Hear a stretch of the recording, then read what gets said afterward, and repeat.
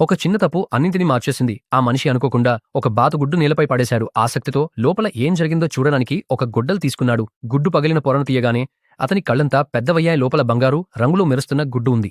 ఆనందంతో ఒప్పొంగిపోయిన అతను దాని వెంటనే ఎత్తుకుని పరిగెత్తాడు. పరీక్ష చేయించగా అది 99% శుద్ధమైన బంగారమని తేలింది. అతని ఊపిరి ఆగిపోయేంత ఆశ్చర్యపోయాడు. వెంటనే ఇంటికి వెళ్లి భార్యకు చెప్పాడు. ఇక మనం కోటీశ్వరులు కాబోతున్నాం అని. కాని భార్య మాటలు అతని ఆనందాన్ని క్షణాల్లో మట్టి చేసేశాయి. ఆమె చెప్పింది, నేను ఆ బాతును రైతుకి అమ్మేశా.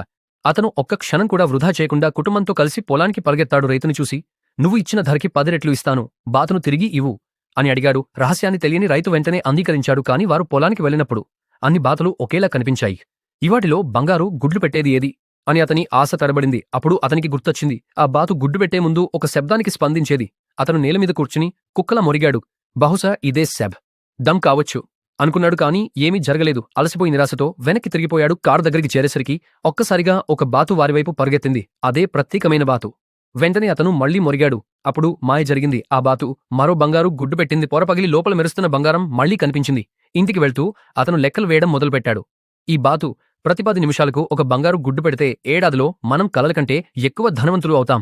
ఆ రాత్రి అతను ఆ బాతును చాలా జాగ్రత్తగా చూసుకున్నాడు. తన కుమారుడి గది కిటికీ మూసేశాడు. బాతును దుప్పటిలో చుట్టాడు. చలిగా అనిపించకూడదు అనుకున్నాడు. కాని ఒక విషయం మాత్రం మరిచిపోయాడు. ఆ గదిలో అతని కుమారుడు కూడా నిద్రపోతున్నాడు.